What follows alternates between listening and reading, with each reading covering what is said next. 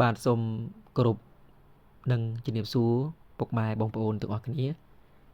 បាទថ្ងៃនេះគឺខ្ញុំមានវីដេអូមួយចង់បង្ហាញពុកម៉ែបងប្អូនពីរបៀបសម្អាតមេរោគនៅក្នុងកម្មវិធី Telegram តោះកុំឲ្យខាតពេលយូរយើងចូលទៅក្នុងកម្មវិធី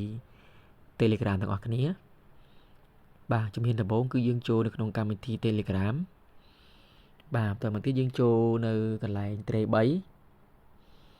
បាទបន្ទាប់មកទៀតយើងចូល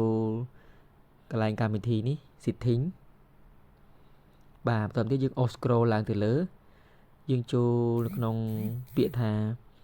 data and storage បាទបន្ទាប់មកទៀតយើងចូលកន្លែងពាក្យនេះបាទពាក្យstorage and usage បាទបន្ទាប់មកទៀតយើងចូលកន្លែង clear នេះបាទចូលកន្លែង clear គឺ load សញ្ញាគ្រីសកន្លែងstorage clear ហ្នឹងគឺជាការស្រេច